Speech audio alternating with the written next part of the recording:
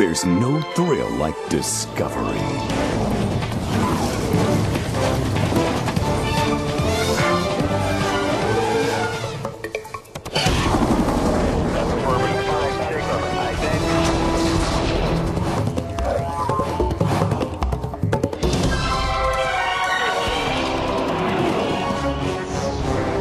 The Discovery Channel.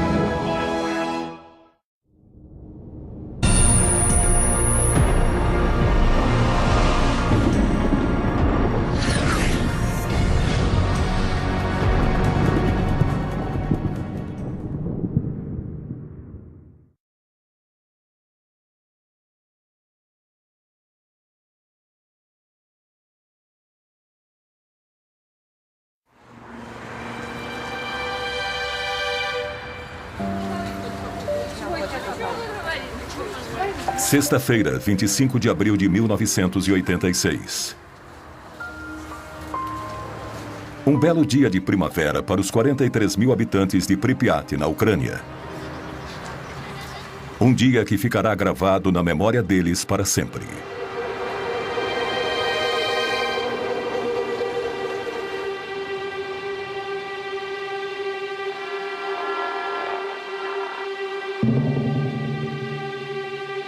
A 3 quilômetros da cidade fica a usina nuclear Vladimir Ilyich Lenin, que emprega milhares de pessoas.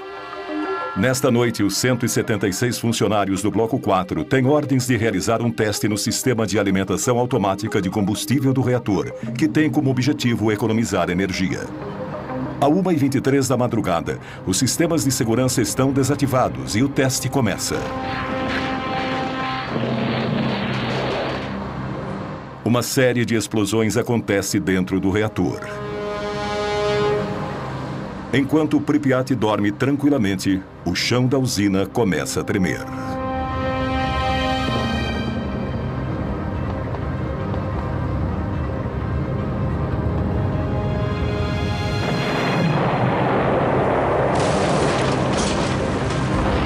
A tampa de 1.200 toneladas do reator explode.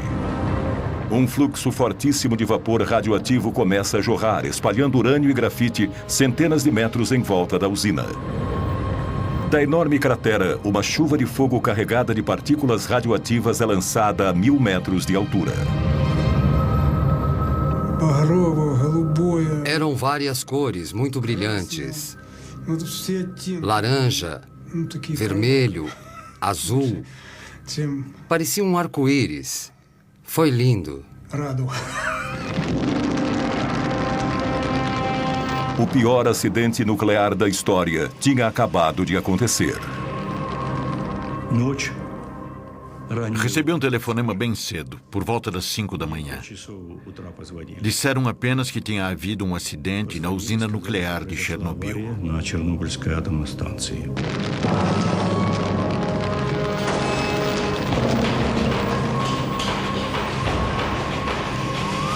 Os primeiros bombeiros a chegarem ao local não tinham o equipamento de proteção adequado. Eles despejaram milhares de litros de água sobre aquele estranho incêndio que nada parecia capaz de extinguir. Todos foram expostos a doses letais de radiação. 2 homens morreram naquela noite, outros 28 nos meses seguintes. Foram as primeiras vítimas de Chernobyl. Ninguém estava preparado para uma crise como aquela. Nos 7 meses seguintes, 500 mil homens enfrentariam um inimigo invisível. Uma batalha cruel e silenciosa que ceifou a vida de milhares de heróis anônimos e atualmente praticamente esquecidos. Foi graças a esses homens que o pior foi evitado. Uma segunda explosão, 10 vezes mais potente do que a de Hiroshima e que teria destruído metade da Europa. Isso foi mantido em segredo por 20 anos, tanto pelos soviéticos como pelo Ocidente. Muitas dessas imagens nunca foram vistas antes. São fotos tiradas por jornalistas que também foram expostos à contaminação nuclear. Alguns deles morreram logo depois. Essas imagens contam a história de uma guerra secreta, cujas consequências continuam 20 anos depois, tornando o desastre ainda pior. Esta é a verdadeira história do desastre de Chernobyl.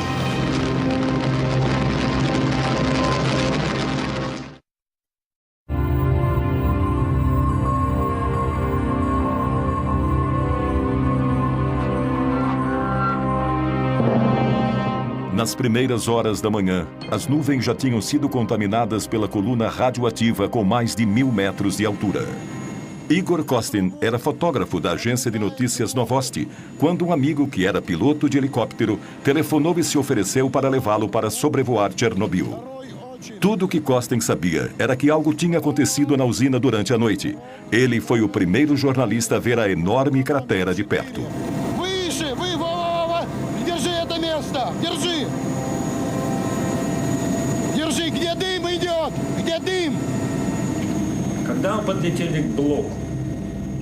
Nós nos aproximamos do bloco 4 e começamos a sobrevoá-lo. Não tínhamos ideia do risco que estávamos correndo. Quando sobrevoamos o bloco, eu abri a janela do helicóptero. Eu não percebi que estava cometendo um grande erro. A fumaça fina e transparente que ele via subindo das ruínas era pura radiação. Kostin foi um dos poucos repórteres que esteve em Chernobyl e conseguiu sobreviver à radiação. Quando abri a janela, não ouvi nenhum ruído. Estávamos bem acima das ruínas do reator. Eu sentia como se estivesse flutuando no espaço, como se estivesse num túmulo. O silêncio era mortal. Eu não ouvia nada, nem mesmo o helicóptero. Nada. Era um buraco negro. O silêncio era sepulcral.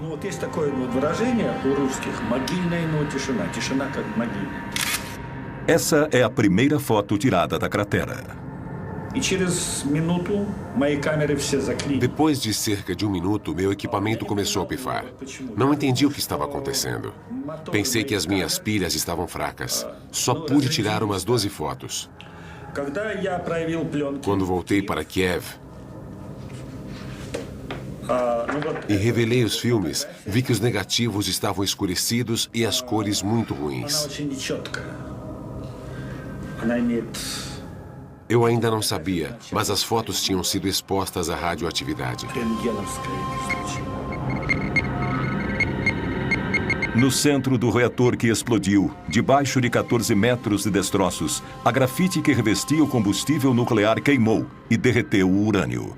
A precipitação radioativa seria 100 vezes maior do que a força combinada das 2 bombas atômicas lançadas sobre Hiroshima e Nagasaki. No Kremlin, 8 horas depois da explosão, Gorbachev tinha poucas informações sobre a situação. As primeiras informações que eu recebi falavam que havia acontecido um acidente e um incêndio. Não havia nenhuma palavra sobre a explosão. No início disseram que não houve explosões. As consequências dessas informações falsas foram dramáticas. К решению этой проблемы возникшей.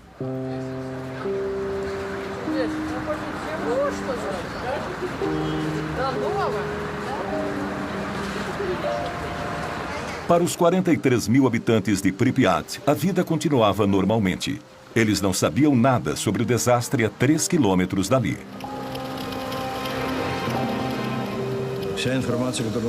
As informações que tínhamos era de que tudo estava em ordem, inclusive o reator. Quando questionei o acadêmico Alexandre, ele me disse que o reator estava em segurança absoluta, que poderia ser montado na Praça Vermelha. Parecia simples como acender uma vela, como ferver água na Praça Vermelha.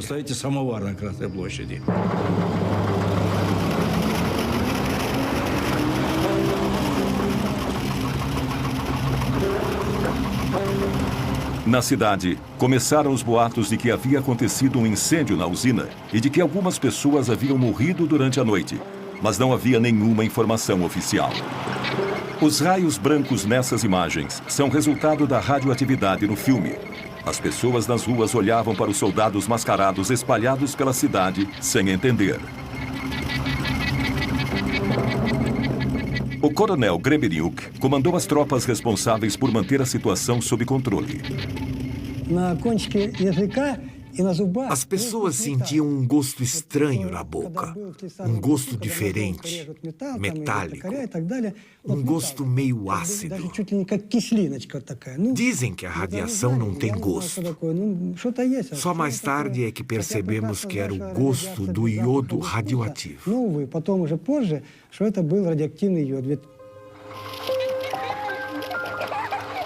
Enquanto as crianças brincavam nas praças, os homens do coronel Grebeniuk faziam as primeiras medições dos níveis de radioatividade. Naquele tempo, a radioatividade era medida em unidades chamadas Rontgens. O nível normal de radiação na atmosfera é de cerca de 12 milionésimos de 1 Rontgen. Em Pripyat, no começo da tarde, o nível era de 200 milésimos de Rontgen, 15 mil vezes mais alto que o normal. Naquela noite, o nível já era 600 mil vezes maior que o normal. Boulevard Lenin, 200. Boulevard Rukavina, 250 milirontgens. E naquela noite, 7 rontgens. Os meus subordinados já estavam começando a achar que as máquinas não estavam funcionando direito. Ou que estavam mentindo para eles. Não sabíamos que o reator ainda estava queimando e que a radiação continuava a se espalhar. Este mapa foi selado com plástico, porque ainda é radioativo.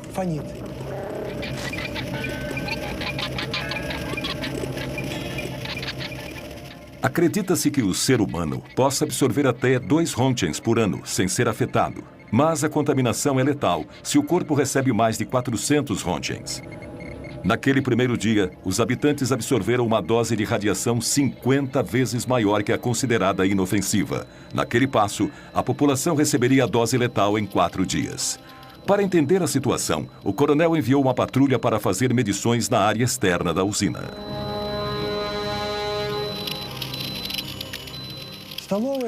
As primeiras medições foram registradas nesse mapa, 2.080 rontgens. Fiquei preocupado com meus subordinados. Como podia mandá-los entrar ali? Nesses níveis astronômicos, bastam 15 minutos para que um ser humano absorva uma dose letal de radiação. No Instituto Nuclear, os números causaram choque. Tais níveis de radioatividade nunca tinham sido registrados antes. Às pressas, Gorbachev criou uma comissão com os maiores especialistas em energia nuclear do país, liderada pelo acadêmico Legasov, um físico nuclear de renome internacional. Ele partiu imediatamente para Chernobyl. Esperávamos que eles pudessem avaliar a situação logo, mas nos primeiros dias ninguém pôde nos dizer nada. Foi uma situação dramática. Ficávamos reunidos esperando pelas informações. Exigimos alguma informação, mas eles não podiam dizer nada.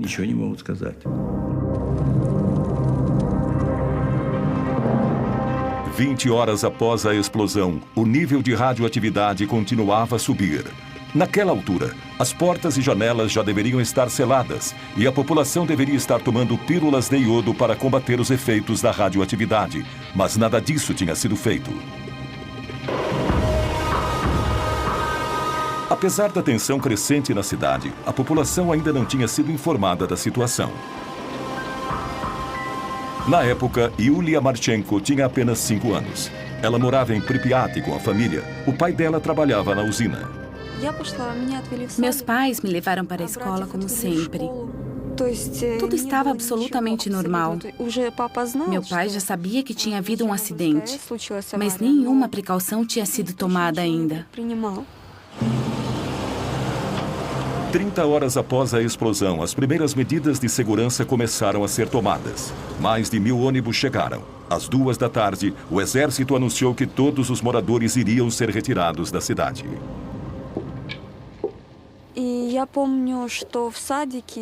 Eu me lembro que naquele dia, no jardim de infância, as professoras deram pílulas de iodo para as crianças. Lembro que os pais foram buscar seus filhos. Todo mundo estava apressado, correndo de um lado para o outro, mas não havia pânico.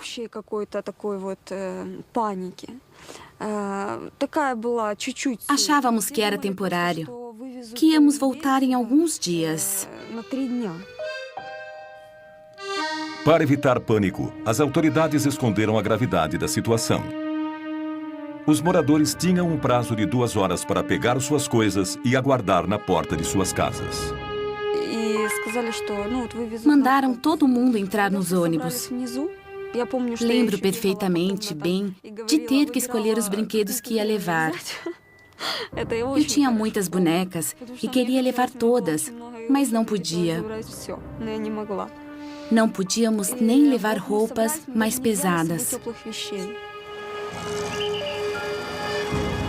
As pessoas tiveram que abandonar tudo o que possuíam, deixar toda a vida para trás. Eles nunca mais iriam voltar. Um idoso não quis ir nos ônibus. Ficou para trás. Seu corpo foi encontrado algumas semanas depois. As pessoas não acreditavam no que estava acontecendo. Pensaram que estavam sendo enganadas. Os mais velhos lembravam da ocupação alemã e diziam que em 1941 havia bombas, mas que agora não havia nada. Eles não acreditavam num inimigo invisível, mas não havia tempo para explicações. Meus soldados e eu estávamos apenas cumprindo ordens.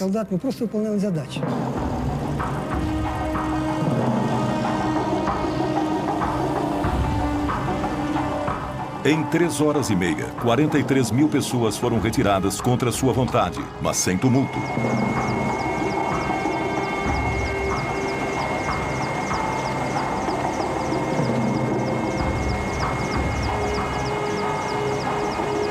Os ônibus começaram a levar os primeiros refugiados atômicos da Europa. Eles tinham sido expostos a doses de radiação que podiam alterar a composição do sangue e estimular o desenvolvimento de cânceres. Ну, как я нахожу, что, по-моему, скоро его отмоют. Скоро люди здесь будут жить. Ну, еще что вам сказать? Город должен жить. Красивый город. Вот я сейчас смотрю напротив стадиона. Здесь должны дети играть. Ну, без риска, по-моему, нигде нельзя.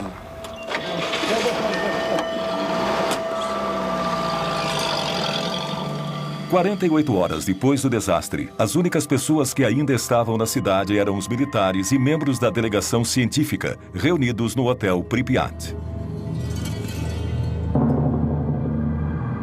Como se ignorassem o perigo, eles comiam, dormiam e trabalhavam ali tranquilamente. Eles eram cientistas, especialistas. Não acredito que eles agiram de maneira irresponsável ou suicida, mas eles subestimaram a gravidade da situação. Os critérios antigos não serviam mais. Já tinha havido outros acidentes nucleares no nosso país e nos Estados Unidos, mas as informações foram mantidas em segredo. Nunca havia acontecido um acidente de tamanha proporção. Eles até achavam que o reator estaria operacional em maio ou junho. Enquanto isso, o vento começou a levar nuvens carregadas de partículas radioativas para o norte. Entre 26 e 27 de abril, elas circularam por mais de 1.000 quilômetros sobre a Rússia, a Bielorrússia e o Báltico. No dia 28, as nuvens chegaram à Suécia, onde o aumento da radioatividade foi detectado perto de uma das usinas nucleares da região. Logo depois, os noticiários da TV alertavam a população. A poeira radioativa de Chernobyl estava caindo sobre Estocolmo. Um esquadrão de caças foi enviado para fazer medições nas nuvens. O nível de radioatividade indicava um grave acidente. 60 horas após o desastre, nenhum comunicado oficial tinha sido enviado para fora da União Soviética. O ministro das Minas e Energia sueco me telefonou na segunda. Eu estava no escritório em Viena e ele me disse que tinham registrado níveis altíssimos de radioatividade nas proximidades da usina nuclear de Forsmark, no leste da Suécia. Eles concluíram que a nuvem tinha vindo de fora. Me perguntaram se eu sabia alguma coisa a respeito e eu disse que não, mas que ia investigar. Entramos então em contato com a Polônia. Apesar de não terem uma usina nuclear, podiam ter tido algum outro tipo de acidente. E, é claro, entramos em contato com os russos. O que havia acontecido? Uma explosão? Nuvens radioativas? Contaminação grave? Foi a Suécia que enviou o alerta para nós.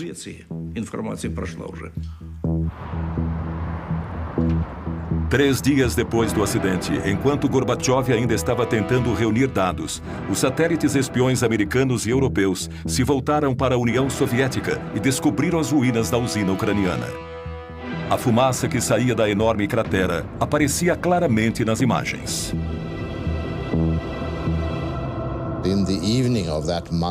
Naquela segunda-feira à noite, no dia 28, recebemos uma mensagem de Peter Petrovsky, chefe da Comissão de Energia Nuclear Russa. Ele nos informou sobre o acidente ao mesmo tempo em que os russos avisavam o resto do mundo. No Politburo, nós decidimos que toda e qualquer informação deveria ser reportada a nós. Por isso, chamei a KGB e ordenei que eles acompanhassem tudo o que estava acontecendo lá e que nos transmitissem todas as conversas dos cientistas. Mandei que enviassem aquelas informações a mim pessoalmente.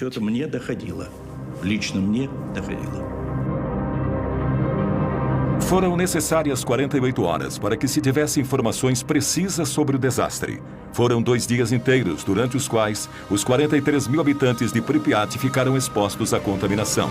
E o problema continuava. Na parte inferior do reator, 1.200 toneladas de magma incandescente continuavam a queimar a mais de 3.000 graus, liberando gases e poeira radioativa na atmosfera. A Europa inteira estava à mercê dos ventos.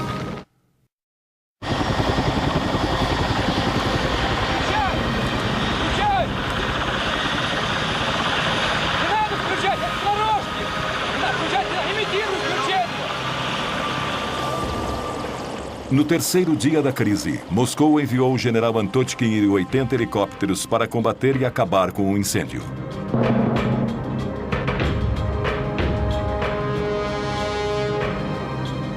Quando chegou, o general sobrevoou o reator em ruínas a 200 metros de altitude. Por causa do incêndio, a temperatura estava entre 120 e 180 graus, mesmo àquela altitude. O nosso dosímetro, que é um instrumento que mede a radiação, ia só até 500 rotings. A agulha enlouqueceu, quase pulou do painel. Acho que havia pelo menos 1000 rotings a 200 metros. Mesmo àquela altitude, meia hora de exposição poderia ser fatal. A forte corrente de ar quente radioativo que subia do reator não permitia nenhum tipo de aproximação. Eles teriam que improvisar uma forma de cumprir sua missão.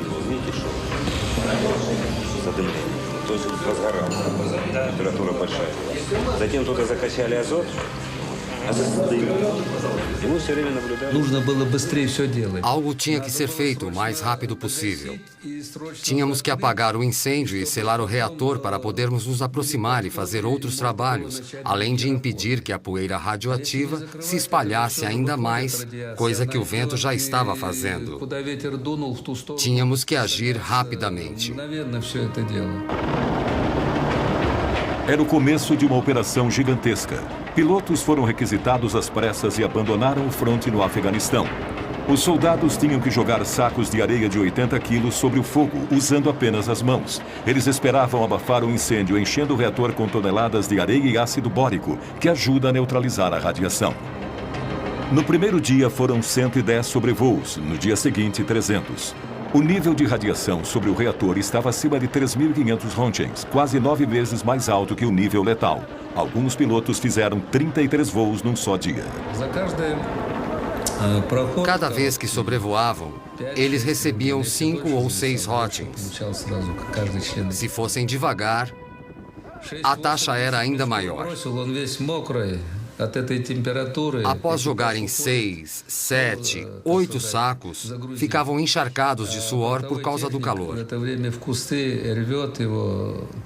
Depois de algumas missões, meus soldados iam se lavar e comer, mas logo começavam a vomitar.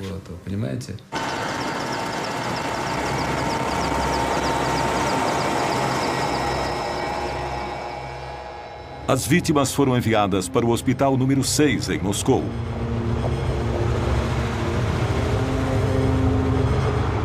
Era o único hospital no país especializado no tratamento de doenças e problemas causados pela exposição à radiação.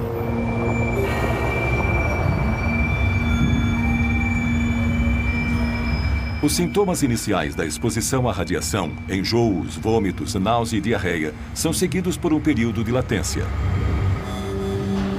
Só bem mais tarde, os piores sintomas aparecem, como a deterioração da medula óssea e o aparecimento de queimaduras horríveis, que destroem todos os tecidos. Para nós do hospital era muito difícil ver os pacientes psicologicamente falando. Eles vinham direto do aeroporto e quase todos eram muito jovens. Eles chegavam durante o período de latência e, por isso, geralmente chegavam se sentindo bem. Nós os vestíamos todos iguais, com o mesmo tipo de pijama. Eles chegavam brincando, mas nós já sabíamos que muitos deles iam morrer. 27 morreram bem depressa.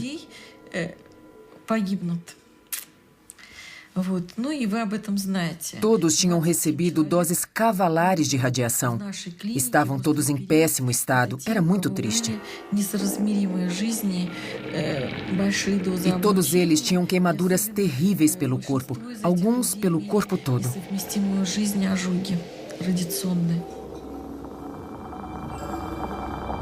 Durante 15 anos, as autoridades reconheceram apenas esses primeiros casos como vítimas de Chernobyl.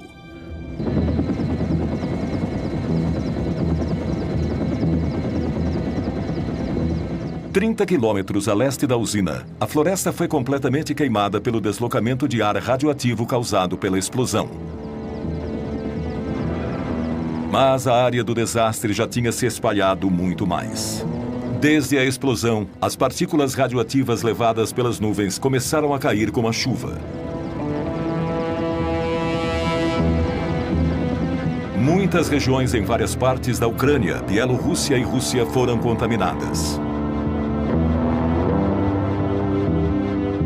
No dia 1º de maio, o vento mudou e também contaminou algumas áreas em Kiev, como mostra um mapa desenhado a partir das leituras feitas pelos homens do coronel Grebeniuk. As áreas mais contaminadas aparecem em vermelho, cercadas pelas áreas onde o nível de radiação era normal. Mas a população ainda não havia sido avisada. Houve apenas um relato, um minúsculo artigo de rodapé na página 3 do Pravda, que minimizava a gravidade do acidente e dizia que o perigo já tinha passado. A situação era crítica, mas eles agiam como se nada estivesse acontecendo. Seguiram com as comemorações do 1º de maio. Era como se o país se recusasse a reconhecer a situação. Foi a segunda fase do grande desastre de Chernobyl. 6 dias depois do acidente, apesar dos níveis de radiação milhares de vezes mais altos que o normal, as autoridades incentivavam as pessoas a participar do 1º de maio, mesmo onde se sabia que a contaminação era grave. Em 1986, assisti às comemorações do 1º de maio. Eu estava lá, testemunhei. Era a Parada dos Mortos.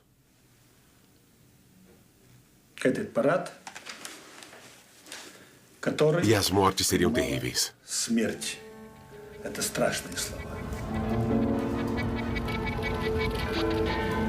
Estranhamente, todos os registros do 1º de maio de 1986 desapareceram do Arquivo Nacional da Ucrânia. Só restaram as fotos de Igor Kostin. Sherbitsky, o primeiro secretário do partido na Ucrânia, também participou das festividades com a família, inclusive os netos. Claro que era muito importante para nós evitar o pânico. Se pelo menos soubéssemos qual o nível de radioatividade no ar. Quantas pessoas foram contaminadas durante as comemorações? Nenhum único estudo foi publicado ainda. Vladimir Sherbitsky, primeiro secretário do Partido Comunista Ucraniano, cometeu suicídio pouco depois.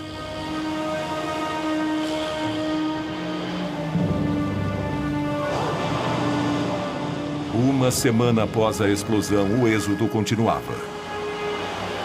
Os moradores de Chernobyl, a 7 quilômetros da usina, foram retirados, assim como todos os habitantes das cidades num raio de 30 quilômetros ao redor da usina.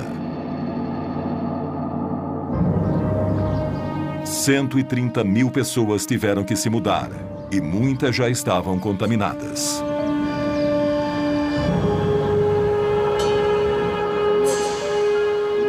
Uma área de 300 mil hectares na Ucrânia e Bielorrússia foi abruptamente evacuada e isolada do resto do mundo.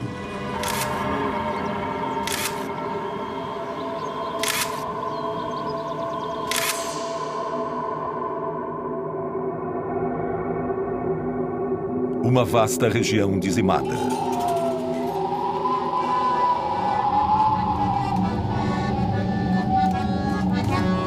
Toda uma cultura arrancada de sua terra natal. Em poucos dias, um mundo inteiro foi destruído por um inimigo invisível.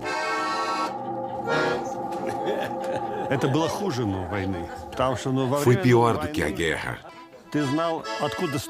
Porque você não via o inimigo. Na guerra, você vê os canhões, as metralhadoras, os tanques. Aqui não se via nada. A radiação estava por toda parte. Ela atravessava as pessoas. Ela ataca e só depois você começa a sentir seus efeitos. Às vezes, anos mais tarde. É assustador.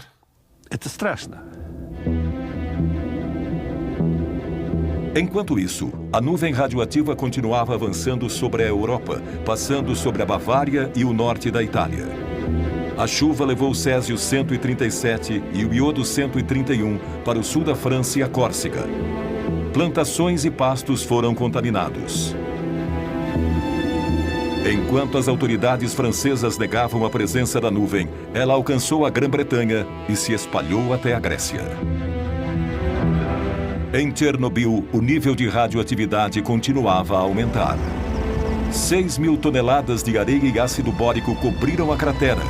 Mas no subsolo, a gigantesca massa de magma incandescente continuava ardendo. 10 dias depois do desastre, Gorbachev convidou pessoalmente Hans Blix, o diretor da poderosa Agência Internacional de Energia Nuclear, para visitar o local. Foi o primeiro especialista e o primeiro ocidental a visitar Chernobyl. Каково ваше мнение? Что можно сказать по этому поводу?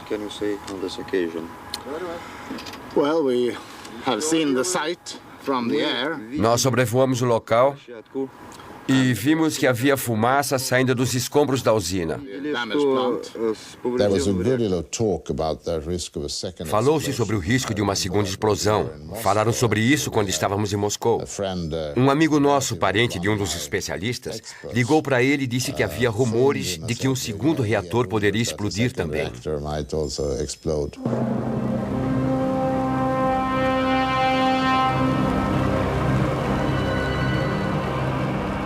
Na parte inferior do reator, 195 toneladas de combustível nuclear ainda estavam queimando, gerando um calor inacreditável que aos poucos foi derretendo a areia da superfície. As rachaduras logo começaram a aparecer. Depois que tapamos o buraco, a temperatura lá dentro começou a subir.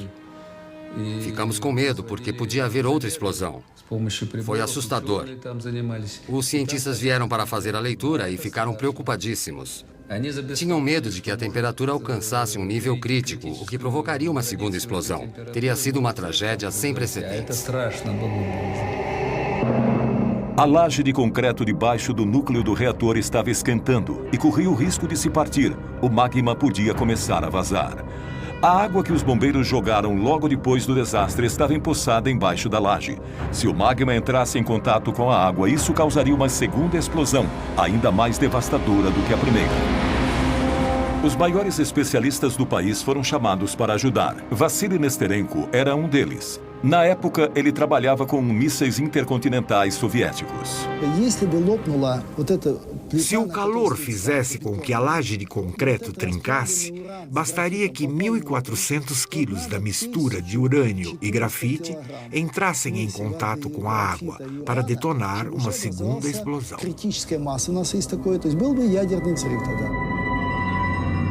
Essa explosão seria comparável à de uma bomba atômica gigantesca.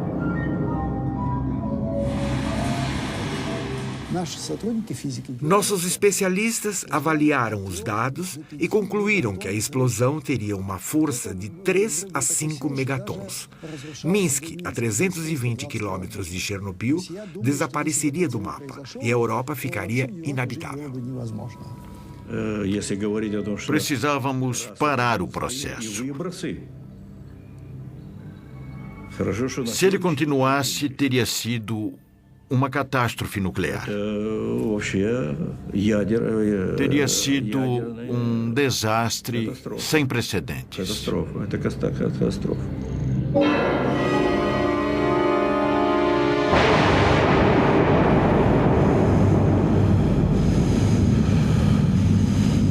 Essa segunda explosão seria acompanhada por uma onda de choque e um aumento gigantesco da radioatividade, que acabaria com milhares de vidas em questão de horas.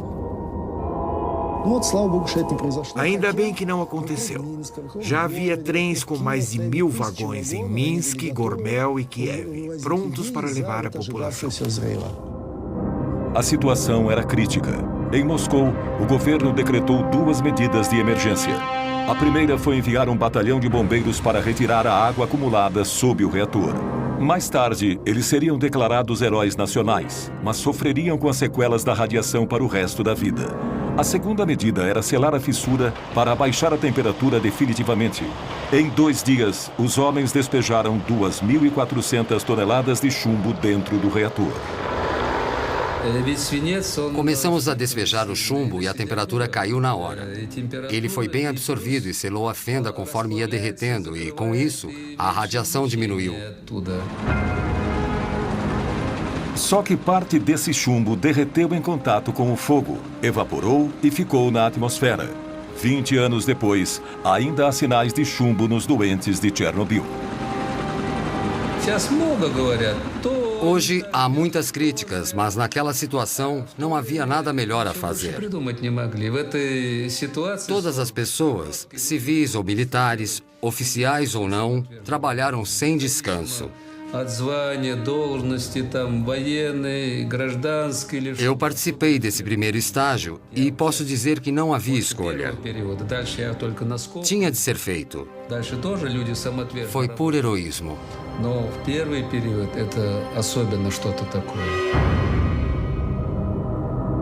Durante a operação, 600 pilotos foram contaminados. Todos morreram, mas seus esforços adiaram o pior por alguns dias.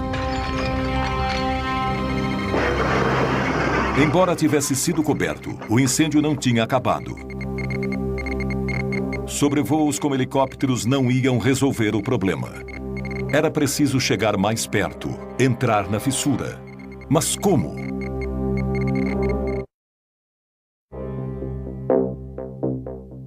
Diante da ameaça de uma segunda explosão, as medidas de emergência continuaram. A planta da usina revelou que era possível chegar à zona ativa através dos túneis de cabos e canos feitos de concreto. Uma delegação de técnicos do Instituto Kurchov se aventurou no labirinto. Era uma tarefa difícil, já que parte dos túneis tinha sido destruída pela explosão.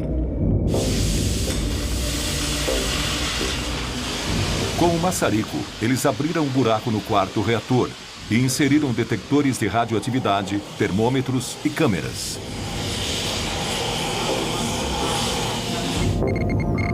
O resultado foi aterrador. Os níveis de radiação eram astronômicos e o que eles mais temiam se confirmou. O magma quente tinha trincado a laje de concreto, vazado para uma área inferior vazia e agora ameaçava se infiltrar ainda mais. O risco de haver uma explosão era de 5%, 10%. Drenamos a água debaixo do reator, mas era preciso fazer mais. Tínhamos que pôr alguma coisa embaixo do reator para impedir que o magma se infiltrasse. Alguma coisa que o impedisse de vazar. Nada impedia que o magma se infiltrasse ainda mais no subsolo arenoso. Abaixo do reator havia um enorme sistema aquífero que abastecia o país inteiro.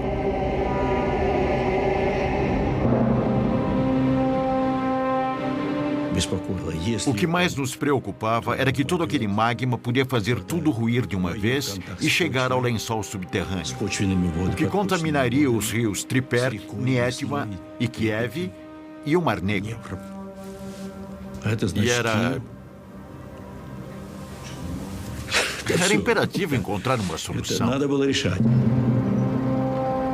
Cogitou-se uma nova operação, mas que causaria mais mortes. No dia 12 de maio de 1986, 17 dias depois da primeira explosão, os mineiros de Tula, a 1000 quilômetros de Chernobyl, receberam a visita do vice-ministro de Minas e Energia.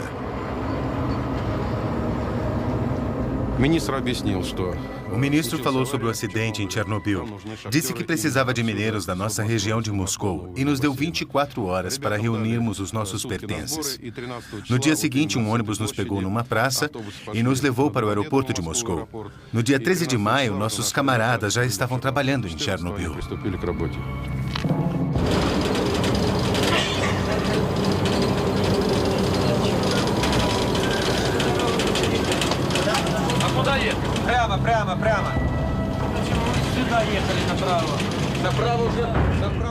A missão deles era chegar ao reator pelo único caminho possível, o subterrâneo.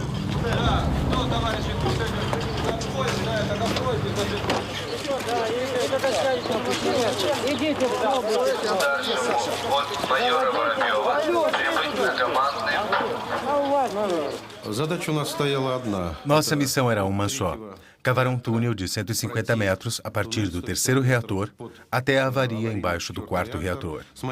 Depois, tínhamos que construir embaixo do quarto reator um túnel de 30 metros de comprimento por 30 metros de largura para depois instalar o dispositivo para resfriá-lo.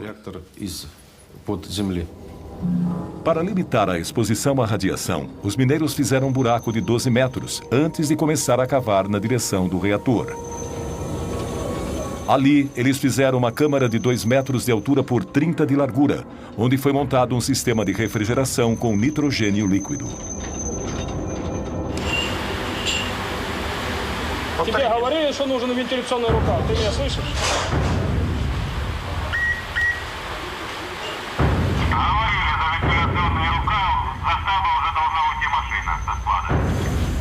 Em um mês, 10 mil mineiros da Rússia e da Ucrânia desceram ao túnel.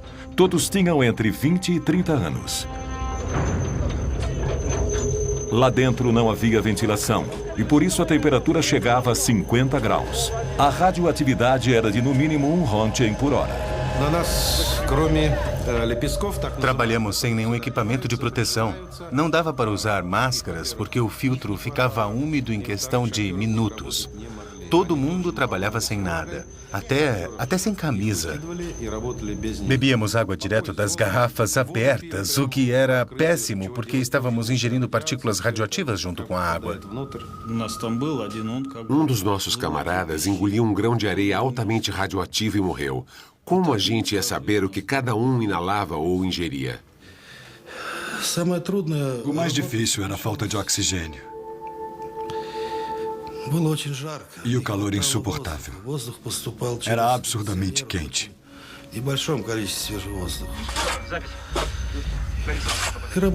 O pior era que precisávamos trabalhar rápido. Trabalhar sem descanso. Isso era o pior. Grupos de 30 mineiros se revezavam a cada 3 horas, 24 horas por dia. Eles cavaram um túnel de 150 metros num mês e 4 dias, um trabalho que normalmente levaria 3 meses para ser concluído. O lugar mais perigoso não era lá embaixo. Não havia muita radiação embaixo do reator. Mas assim que subíamos, tínhamos que correr, e rápido. A radioatividade na entrada do túnel era 300 vezes mais alta. Nenhum único mineiro foi poupado da exposição. E nenhum foi informado da gravidade do perigo que estava correndo.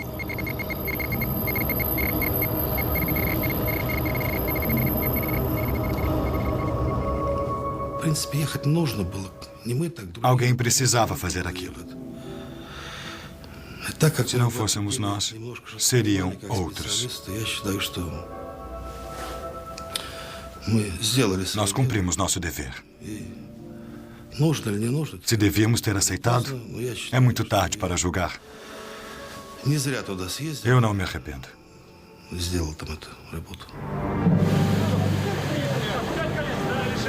Os mineiros cumpriram a missão, mas o sistema de refrigeração nunca chegou a ser montado.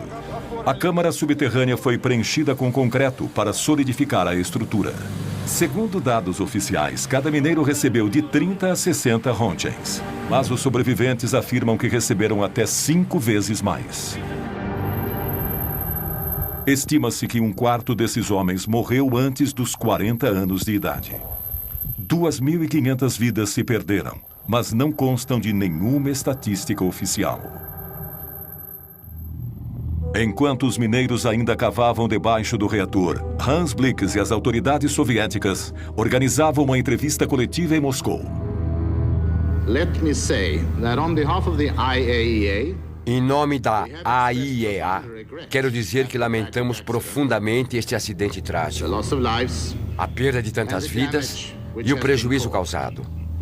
Fizemos um acordo com as autoridades soviéticas que irão a Viena para analisar as consequências do acidente. Perante 500 jornalistas do mundo todo, Blix anunciou uma conferência internacional em Viena, onde os soviéticos forneceriam todas as informações sobre o desastre.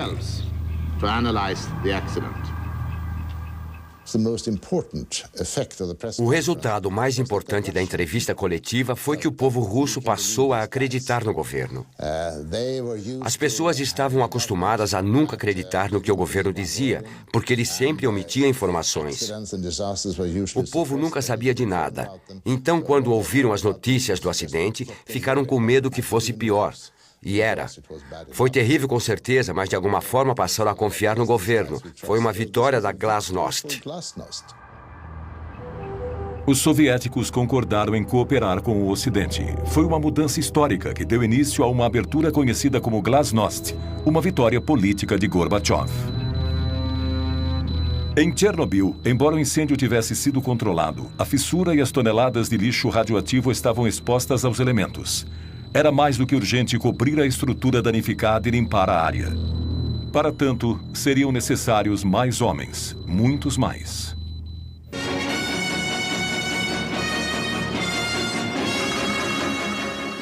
Добрый вечер, товарищи. 18 dias após o desastre, Gorbachev falou ao povo soviético. Авария на Чернобыльской атомной электростанции. Она больно затронула советских людей, взволновала международную общественность. Мы впервые реально столкнулись с такой грозной силой, какой является ядерная энергия, вышедшая из-под контроля. Вся работа, по сути, ведется круглосуточно. Задействованы научные, технические, экономические возможности всей страны. O país todo foi mobilizado. Nada de formalidades burocráticas. Se alguém tinha o que precisávamos, pegávamos. A preocupação com os custos ficou para depois. Pegávamos tudo de que precisávamos. Era uma situação de emergência. O general Nikolai Tarakhanov comandou as tropas terrestres. Em apenas um ano, 100 mil soldados e oficiais passaram por Chernobyl. Eram todos reservistas. Foram convocados pelas autoridades das cidades onde viviam e enviados para o fronte. Militares ou civis, oficiais ou soldados rasos, eles ficaram conhecidos como liquidadores, um termo inventado naquela situação. Sua missão, liquidar, acabar com a radioatividade. Сначала ходишь первые дни, прячешься, одеваешь маску, а потом уже забываешь, даже на производстве уже забываешь одевать ее. Уже как дома, чувствуешь себя действительно, привыкаешь здорово. Все улыбаются, все довольны. Водку не продают. Вообще в Москве такой слух был, что на Чернобыль приезжает, водителям каждый день дают 150 грамм этого. Я с женой разговаривал, 150, и рассказываю, говорю, в столовую заходишь, 150, выходишь 150. Она, ты хоть закусывай там.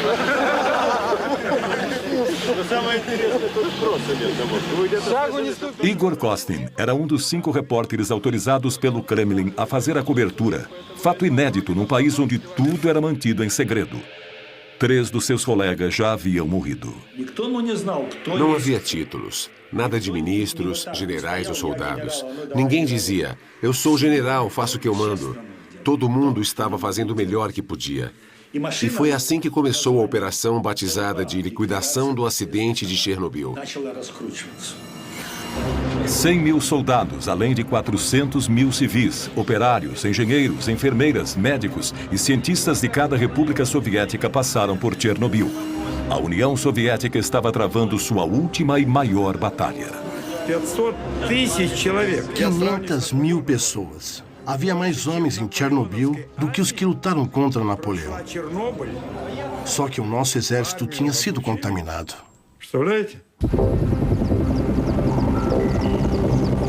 Do céu, os helicópteros despejavam toneladas de um líquido grudento, uma mistura que aglutinava e colava a poeira radioativa no chão.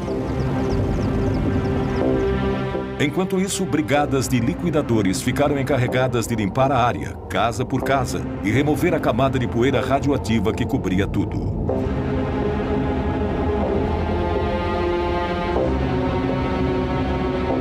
Создавались специальные бригады охотников. Havia esquadrões especiais de caçadores. Eles usavam rifles e patrulhavam o interior e as florestas, matando cães e gatos.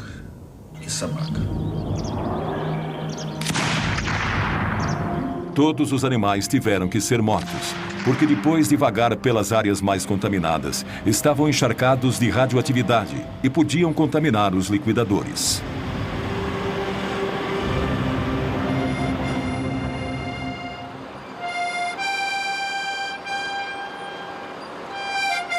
As últimas vilas onde ainda havia habitantes foram evacuadas. As casas foram demolidas uma a uma e enterradas. À noite, os caminhões, as máquinas e os homens estavam cobertos de poeira radioativa.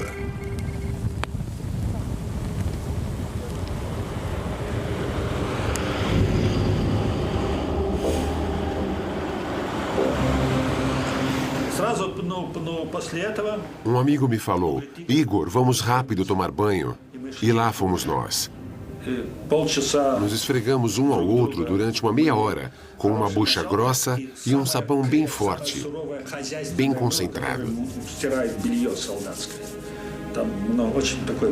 Nos lavamos bem, a cabeça, o corpo inteiro, várias vezes, até cansar. Depois disso, colocamos roupas limpas e fomos comer. E comemos muito bem. Isso era necessário num trabalho como aquele.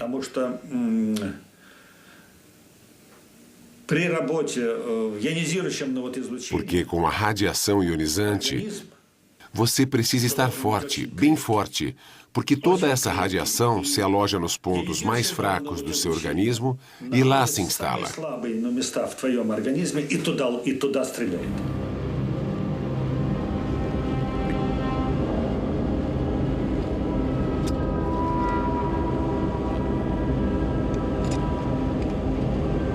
Em volta da usina, teve início uma operação colossal, que funcionava 7 dias por semana, sem um minuto de descanso. 300 mil metros cúbicos de solo contaminado foram retirados, levados para valas enormes e cobertos com concreto.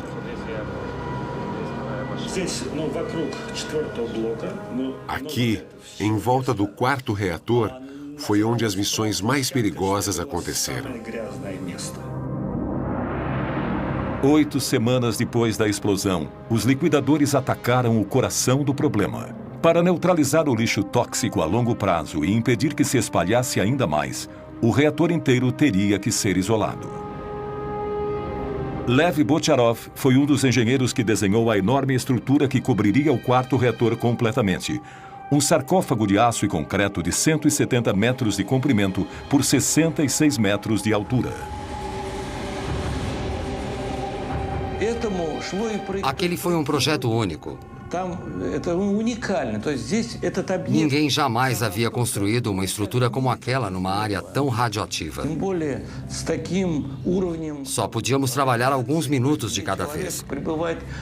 Um projeto como esse nunca havia sido feito.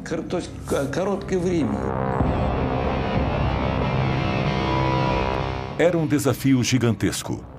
Como construir uma estrutura colossal num lugar onde as pessoas só podiam trabalhar alguns minutos, às vezes segundos, de cada vez?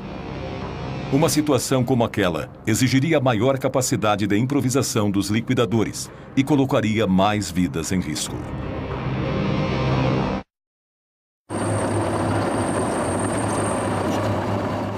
Doze semanas se passaram desde a primeira explosão no bloco 4 da usina nuclear de Chernobyl. Para impedir que a contaminação se alastrasse, o ataque final foi lançado.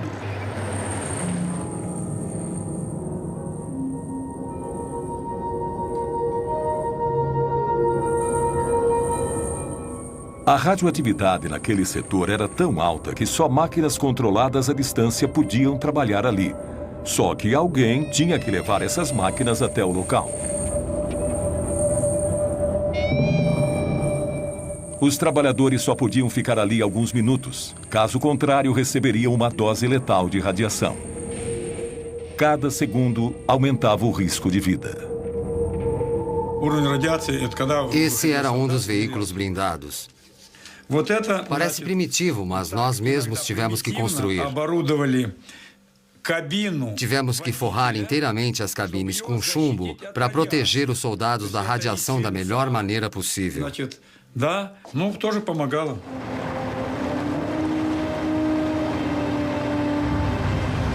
Cada peça metálica da estrutura era fabricada às vezes a centenas de quilômetros dali.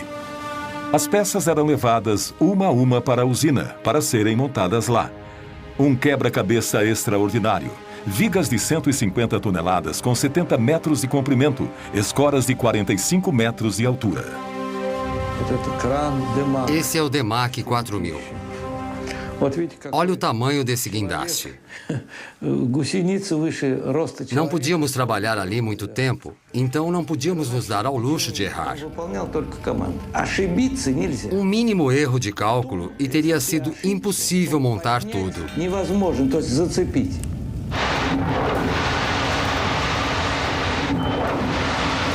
Apesar das péssimas condições, o trabalho progredia. 100 mil metros cúbicos de cimento foram utilizados na estrutura. Mas a descoberta de um novo problema suspendeu o trabalho. O teto da usina estava coberto por pedaços de grafite contaminados.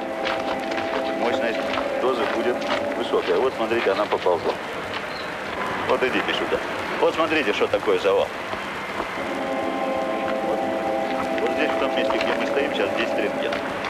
Это будет примерно 1000. Вот около вот этого колпака примерно 200. Все, пойдемте. На сегодня хватит нам. Выходим, пойдемте. И ты тоже выходи оттуда. Eram blocos de grafite que cobriam as barras de urânio e voaram durante a explosão. Um único pedaço emite radiação suficiente para matar um homem em menos de 1 hora. Era essencial se livrar deles antes de continuar com a construção.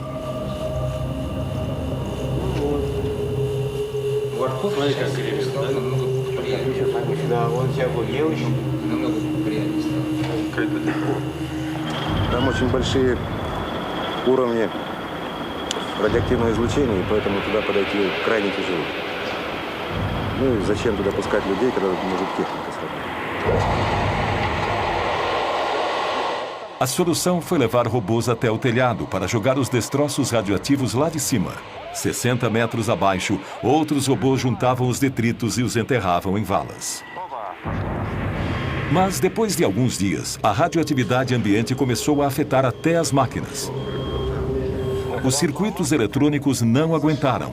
Entraram em colapso e pararam de funcionar. Uma das máquinas quase se jogou de cima do telhado. Как вы собираетесь его разворачивать? Он же поперек висит.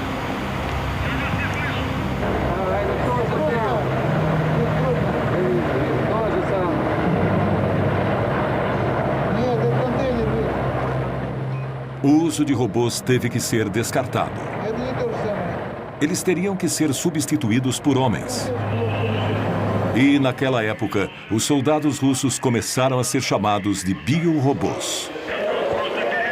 Um batalhão de jovens se preparava para subir no telhado do terceiro reator pela primeira vez.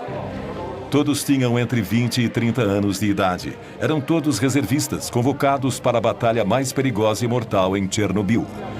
Nenhum ser humano jamais tinha trabalhado em áreas com uma radioatividade tão alta. O general Nikolai Tarakhanov comandou a operação e supervisionou pessoalmente os mínimos detalhes, como as proteções de chumbo que os soldados foram forçados a fazer à mão na véspera da operação. Os flancos, as costas, as botas, eles estavam cobertos de chumbo da cabeça aos pés. Tinham chumbo no capacete, na máscara de proteção contra os raios beta. Tinha um chumbo no avental especial e na luva com dupla camada protetora. O uniforme completo pesava entre 26 e 30 quilos. Хорошо, значит, первый вопрос решили. Так, медицинское свидетельство не все прошли? Все прошли. Нет, подождите, это ответ, значит, не по существу. Анализ крови, правильно? Значит, я себе, товарищи, говорю, мы проводили 2 дня назад эксперимент с научным центром. Офицеры ходили туда вместе со мной. Понятно? Значит, страшного, конечно, ничего там нет. Это ясно. Сегодня состоялось решение и правительственных. Они тоже идут туда же? И многие так, но некоторые не стремились. É claro que havia pessoas que não queriam ir, mas não tinham escolha. Eram reservistas, tinham que ir. А вот лично мое мнение было, надо было ехать и отдать свой долг. Раз Родина Eu não tive dúvida, era o meu dever. Quem ia fazer aquilo por mim? Аварию моими руками, моей работой, чтобы он... Quem ia limpar os destroços do desastre e impedir a radioatividade de se espalhar pelo mundo? Alguém tinha que fazer aquilo. Надо было кому-то делать. Foram 2 semanas e meia no inferno. Um inferno que podia durar 2 ou 3 minutos para cada soldado, às vezes só 40 segundos se o nível estava muito alto. Calculávamos o tempo de exposição de cada soldado cuidadosamente para salvar o máximo de vidas possível.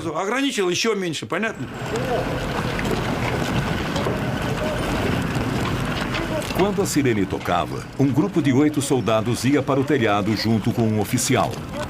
A missão era bem simples: juntar os destroços radioativos o mais rápido possível e jogar tudo para baixo.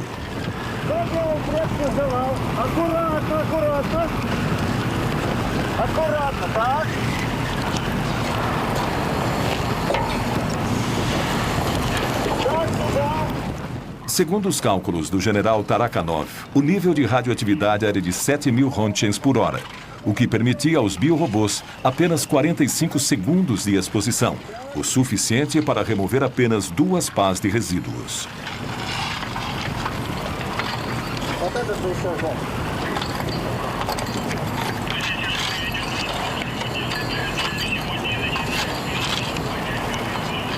каждого была своя маленькая долика. Это как обычно, как вот в любое дело. Parecíamos formigas. Assim que os primeiros terminavam a tarefa, eram substituídos imediatamente por outros. Todo mundo trabalhava, por menos tempo que fosse. Foi assim, juntos, que combatemos a radioatividade.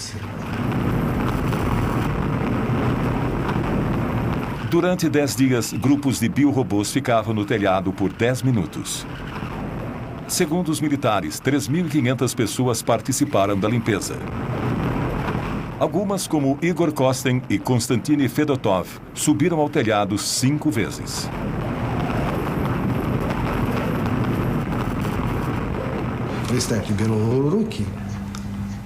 Chegamos a pegar destroços com 1.500 Rontgens. Depois de um dia de trabalho, as mãos doíam tanto que você não conseguia nem fechar o punho.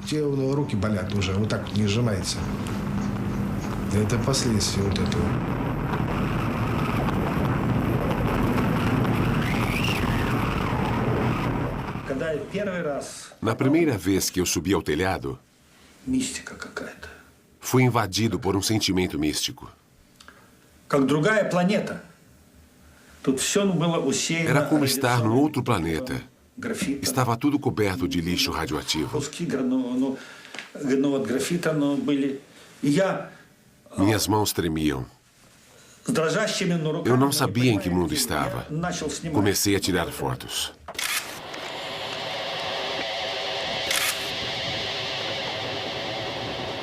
Dá para ver traços de radiação no filme. Eu estava segurando a câmera assim, e ela emanava do solo.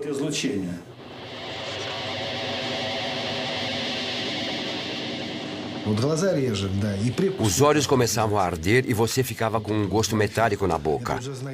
Quando você sentia essas duas coisas, sabia que tinha recebido uma dose alta demais. Eu não conseguia sentir os dentes. A minha boca estava com gosto de chumbo.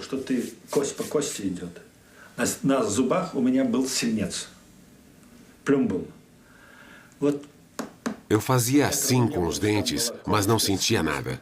Eu até batia os dentes. Estava tudo coberto de chumbo. Até hoje, 20 anos depois, ainda sinto aquele gosto de chumbo na boca.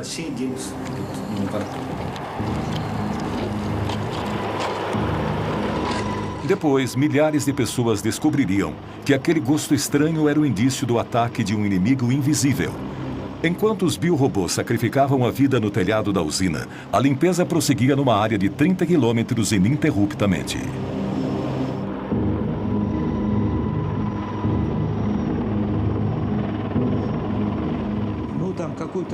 O trabalho que normalmente um homem levaria 1 hora para fazer, aqui em Chernobyl, era feito por 60 pessoas.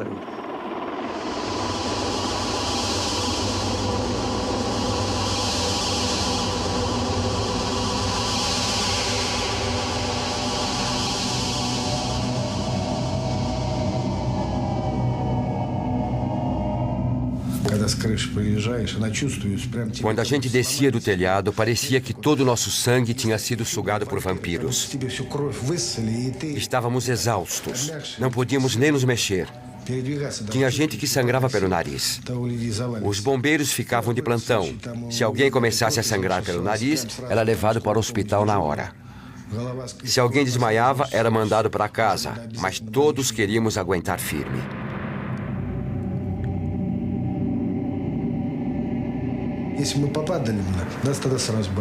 Na época, éramos jovens e fortes. Ficamos doentes. Perdemos tudo.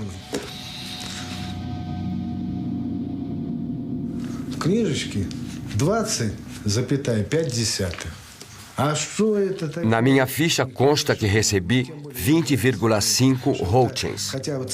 O que isso significa? Na verdade, a dose que recebi foi muito maior que essa.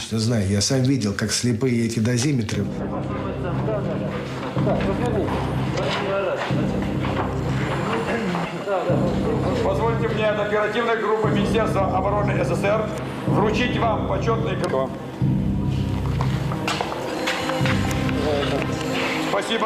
Como recompensa, cada soldado recebeu um certificado de liquidador e uma gratificação de 100 rublos, o equivalente hoje a cerca de 100 dólares americanos.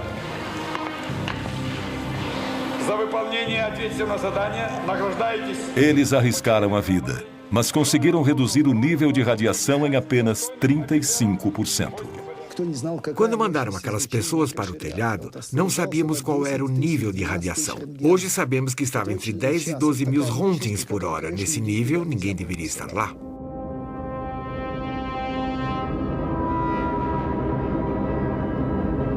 Sete meses após a explosão, a área tinha sido limpa e o sarcófago construído. 500 mil pessoas, entre civis e militares, participaram da operação. Eu disse à comissão que, por terem enfrentado níveis de radiação absurdos, limpado toda a grafite e realizado tarefas tão heróicas, os nossos soldados mereciam algum ato simbólico, como hastear a nossa bandeira.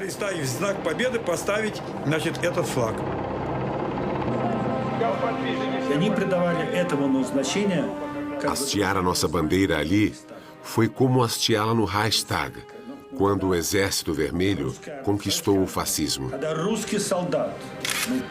Para aqueles soldados, a bandeira era um símbolo do triunfo sobre a radioatividade.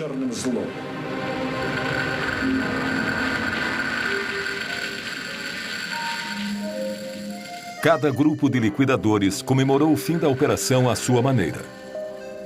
Bocharov e seus homens gravaram seus nomes na tampa de metal que ia selar o sarcófago.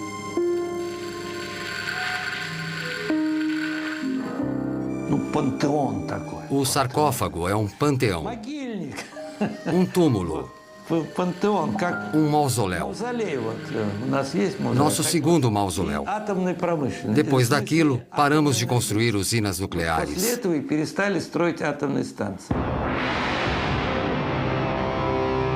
Foi uma vitória amarga. O país nunca se recuperaria.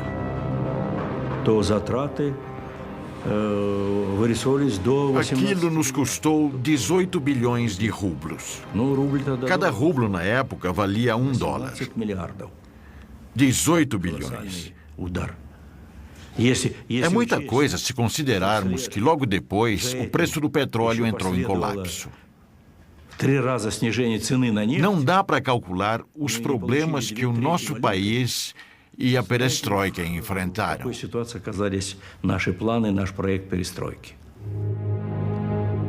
A primeira nevasca começou a cair sobre Chernobyl. Para as autoridades, era uma prova de que o sarcófago estava lacrado, pelo menos pelos próximos 30 anos, segundo a previsão. Os liquidadores voltaram para casa. Os reatores 1, 2 e 3 foram reativados. A primeira batalha de Chernobyl terminou anunciando o fim da União das Repúblicas Socialistas Soviéticas. E para muitos, marcou o início de uma guerra que, 20 anos depois, ainda não acabou. 20 anos depois, Pripyat ainda é uma cidade fantasma. Acompanhada por Igor Kostin, Yulia foi ver o apartamento em que morou com a família até o dia da evacuação. Diferentemente do que foi dito, nenhum único habitante pôde voltar a morar nos prédios abandonados.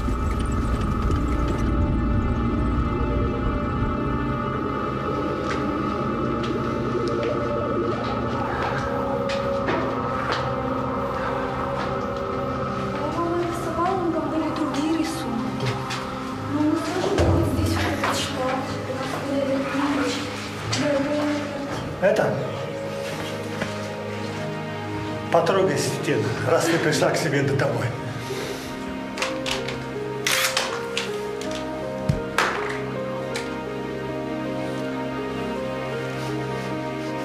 Para Igor Kostin, a visita também traz lembranças dolorosas.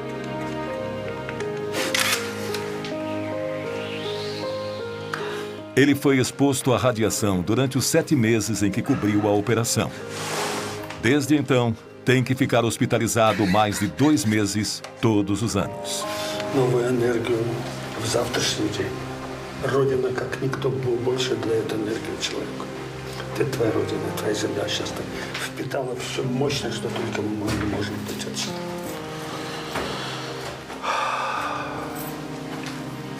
У меня такое ощущение, что я здесь была всю жизнь.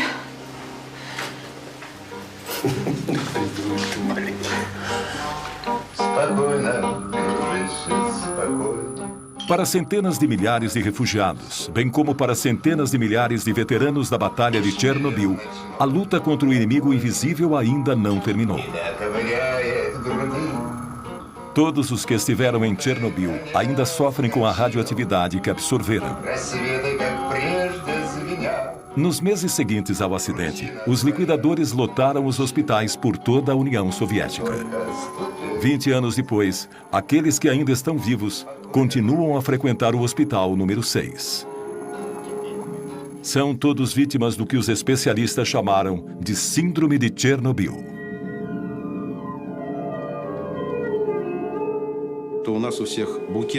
Os sintomas são muitos: coração, estômago, fígado, rins, sistema nervoso. Nosso corpo todo sofreu com as mudanças radicais no metabolismo causadas pela radiação e exposição química.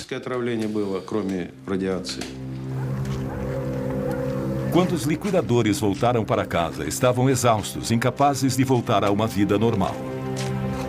20 anos mais tarde, muitos dos que sobreviveram estão incapacitados, não podem trabalhar.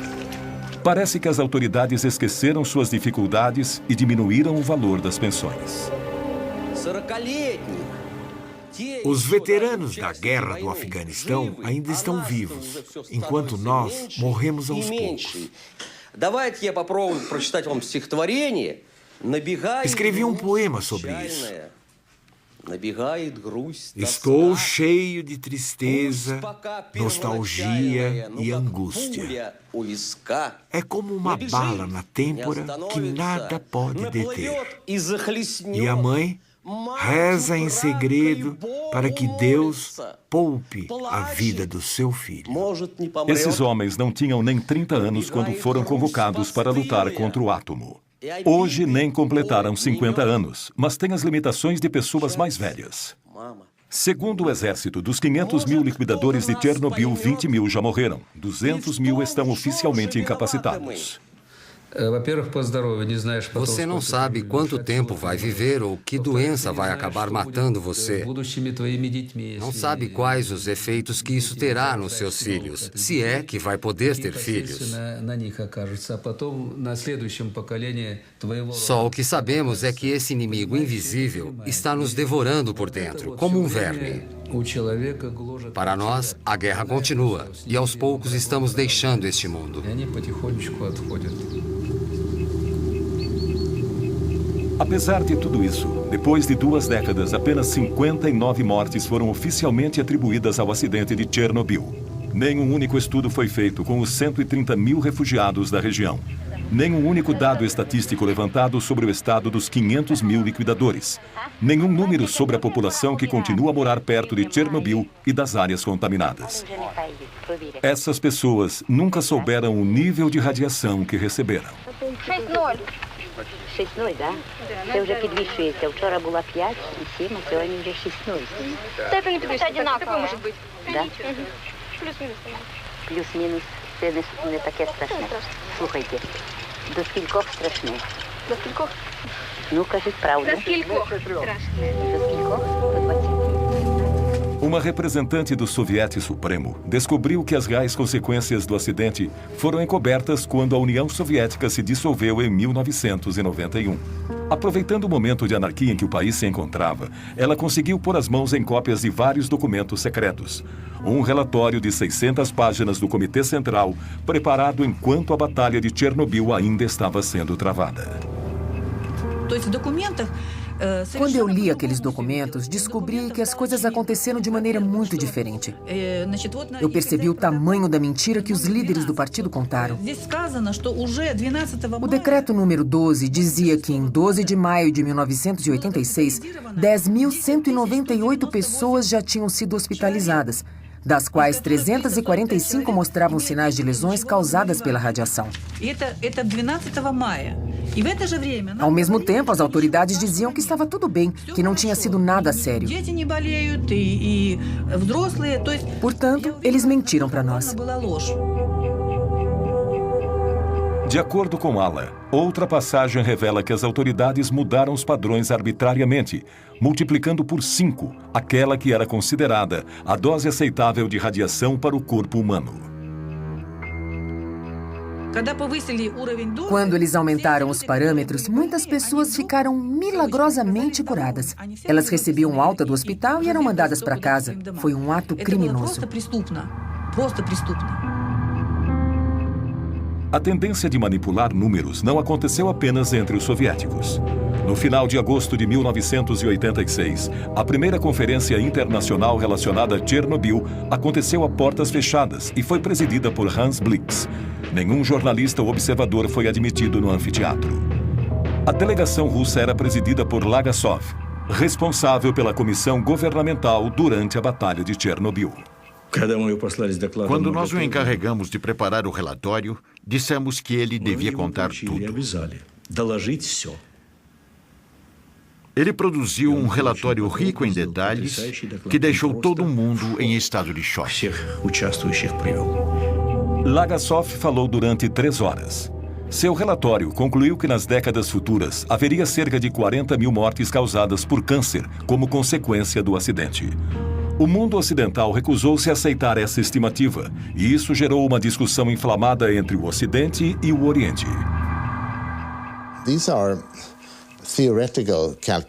São cálculos teóricos baseados no modelo de Hiroshima. O efeito a longo prazo da exposição a um determinado tipo de radioatividade mata uma quantidade X de pessoas. Então, multiplica-se por 10. Presume-se que seja por 10. Esse foi o cálculo. Não é um número exato, não é empírico. Os números se mostraram extremamente flexíveis. Ao final da conferência, não se falava mais em 40 mil vítimas, mas sim em 4 mil prováveis mortes. Quase 20 anos depois, em setembro de 2005, esse foi o número oficial de vítimas do desastre. A oposição mais ferrenha à política de transparência dos soviéticos foi a dos franceses, que negaram que a nuvem radioativa passou sobre o seu país. Est-ce qu'on a constaté quelque chose au-dessus de la France? Non, parce que les vents ne vont pas dans cette direction-là. Les vents tournent dans le sens inverse des aiguilles d'une montre. Il n'y a pas lieu du tout de s'inquiéter. C'est sans aucun danger pour la santé publique. 20 anos depois, na França e principalmente na Córcega, foram registrados vários casos de câncer de tireoide, do mesmo tipo e gravidade daqueles vistos em Chernobyl. O elemento mais perigoso que saiu do reator de Chernobyl não foi o césio, não foi o plutônio. Foi a mentira. A mentira de 86, é assim que a chamamos. Uma mentira que se espalhou como a radioatividade pelo país e pelo mundo inteiro.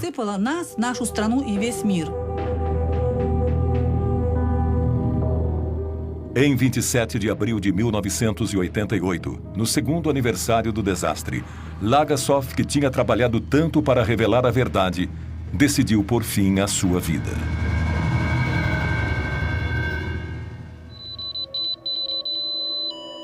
Atualmente, como metáfora perfeita da mentira institucionalizada, as partículas radioativas arremessadas do reator na explosão continuam a envenenar o solo.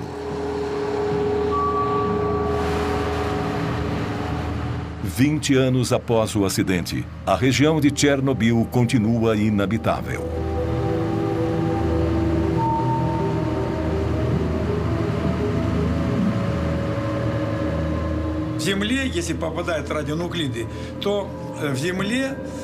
Em 5 anos, os radionuclídeos afundam 5 centímetros no solo contaminado.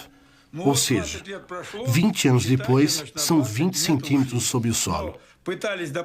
Eles continuam a contaminar as plantas. Para limpar tudo, teríamos que remover 20 centímetros do solo e enterrar isso em valas, o que seria uma tarefa gigantesca. É impossível.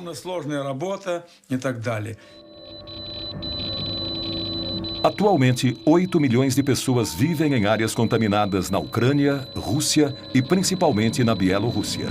Há 20 anos, eles consomem os alimentos radioativos que continuam a contaminá-los pouco a pouco. Esse problema, levantado em 1986 pela delegação soviética na Conferência de Viena, foi simplesmente ignorado. Ainda assim, 1.152 crianças foram tratadas de câncer de tireoide entre 1986 e 2002 num centro especializado em Minsk. Quantos outros casos existiriam em outras cidades? Nenhuma estatística mundial foi trazida a público. O médico Yuri Bandazevsky estuda as doenças nas populações de áreas contaminadas desde que o desastre ocorreu. Quando suas conclusões foram publicadas em 1996, foram condenadas imediatamente. Preso e oficialmente condenado por corrupção, ele passou os 5 anos seguintes na prisão. Em novembro de 2005, ele ainda estava sob prisão domiciliar. Vejam o que acontece quando a mãe é contaminada com césio durante a gravidez. Numa única família, olhem quantas deformidades. Sem cabeça, ausência de olhos, crânios deformados. Esses são embriões de hamsters alimentados com grama contaminada da região de Gormel. Resultado, ninhadas inteiras de animais deformados. Eu fiquei horrorizado com o número de embriões deformados desenvolvidos em animais alimentados com comida contaminada por césio. Eu obtive um número horrível de deformidades em 2 semanas.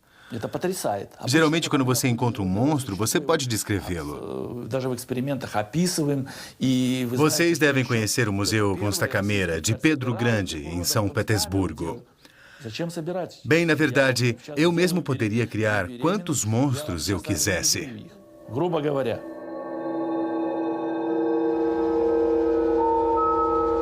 Nunca houve nenhum estudo oficial de mutações genéticas decorrentes do acidente em Chernobyl.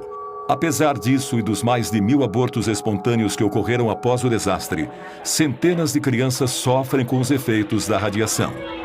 As deformidades que vemos nessas crianças são parecidas com as que vimos nos hamsters de Bandazevsky. Na Bielorrússia, 300 mil crianças atualmente sofrem as consequências da contaminação. A IGCO, Cruz Verde Internacional, fundada por Gorbachev depois que ele deixou o governo em 1991, abriu centros de tratamento e apoio às vítimas de Chernobyl. Eles também organizam acampamentos terapêuticos com o objetivo de ensinar as novas gerações das áreas contaminadas a conviver com a radioatividade, como aqui, medindo o nível de contaminação do alimento. Por quantos anos isso vai continuar? 800 anos? 800 anos. Até o segundo Jesus Cristo nascer? Até ele voltar? Sim, Chernobyl teve um papel importante para nós todos. E é claro que temos que continuar pesquisando e continuar investindo. Temos que reforçar os laços de cooperação com outros países e criar centros científicos internacionais para descobrir novas fontes de energia mais seguras. Isso é essencial. Eu não desejo que ninguém, seja amigo ou inimigo, passe por uma tragédia como essa. Ninguém merece passar pelo que passamos em Chernobyl. Somos todos humanos, ninguém merece isso.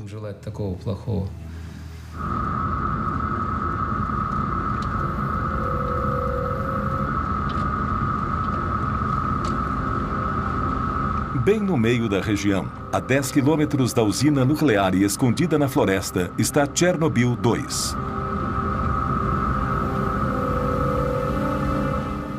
Há 20 anos, ninguém podia se aproximar desse enorme radar militar. O olho secreto de Moscou à procura de mísseis americanos. O fato de ter sido desativado após a explosão condiz com o que o acidente de Chernobyl parecia prenunciar. O uso de armas é uma coisa terrível. Usar armas nucleares é muito pior. Chernobyl foi um acidente com um único reator, um acidente limitado, cujas consequências ainda enfrentamos. Houve 2 bombas, Hiroshima e Nagasaki. As consequências dessas bombas também são sentidas até hoje.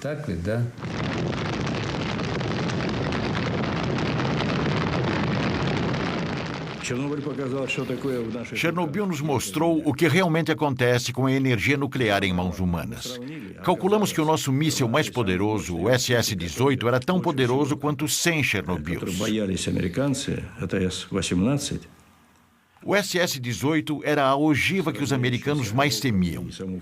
E tínhamos 2.700 deles, todos apontados para os Estados Unidos.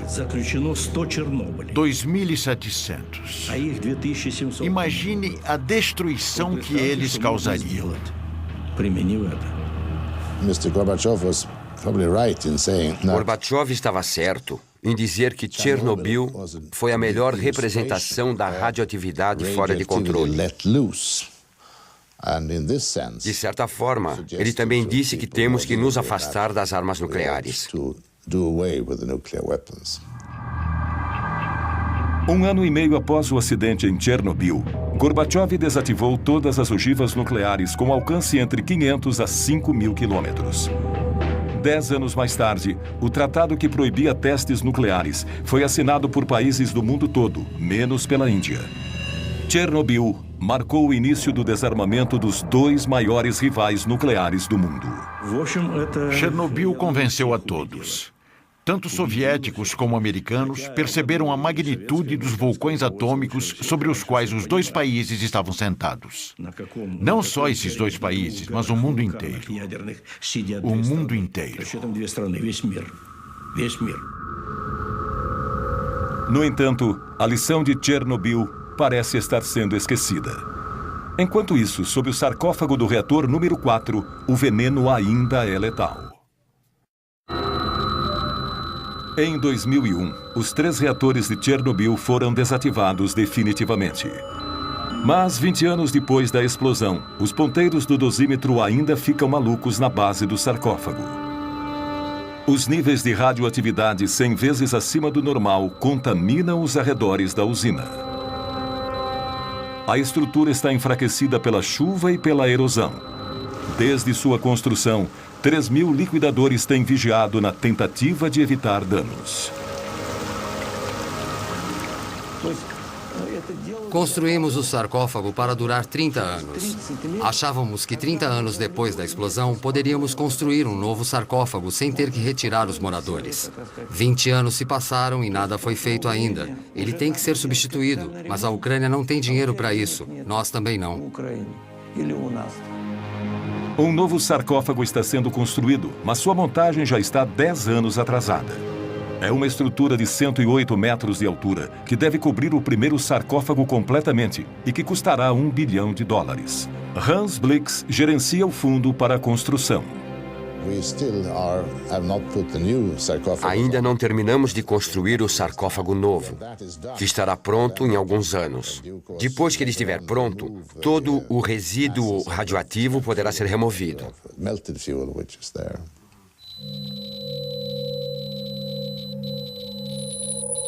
O magma frio que está dentro do reator, a 14 metros de profundidade, ainda é uma ameaça terrível. E assim continuará por muito tempo.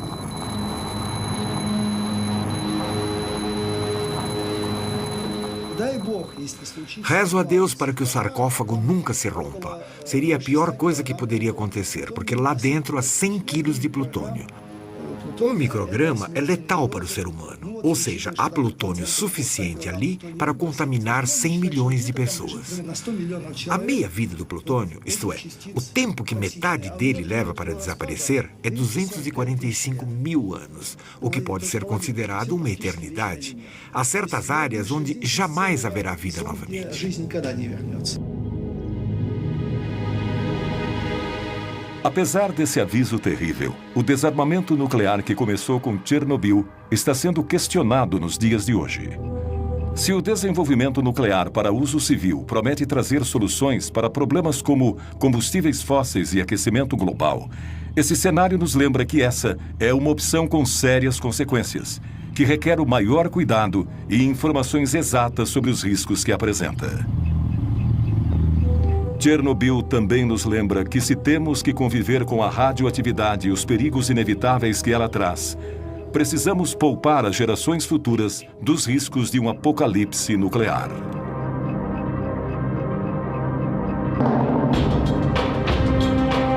Versão brasileira, Tempo Filmes, São Paulo.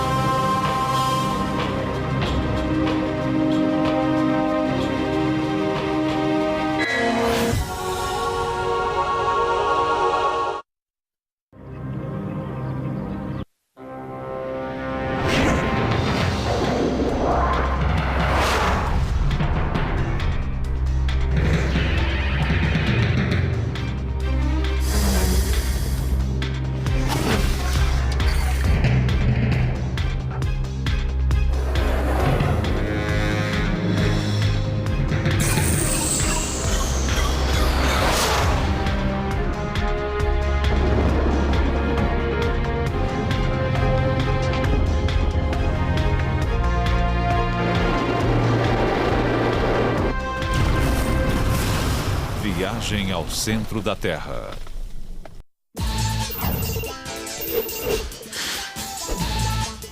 Parece que está todo mundo comprando. No metrô, eu sempre vejo pelo menos 5 pessoas lendo o Código da Vinci. É o assunto do momento. É uma aventura. Eu vi as provas pessoalmente. Tem gente que não sabe da Última Ceia. Eu fico surpresa. Nossa, você não sabia? Parece que os pontos de vista divergem. Ele misturou verdade e ficção. A gente não sabe onde acaba uma e começa a outra. Eu acho que tudo que ele escreveu é verdade. A gente quer acreditar. Eu não acredito. Mas apesar da controvérsia, eis um fato que não tem contestação. Nesta era moderna, com tantos meios eletrônicos de entretenimento, o Código da Vinci, um fenômeno de vendas escrito por Dan Brown, conseguiu o inimaginável. Pessoas do mundo inteiro realmente pararam para ler o livro. Quem iria imaginar que isso poderia acontecer?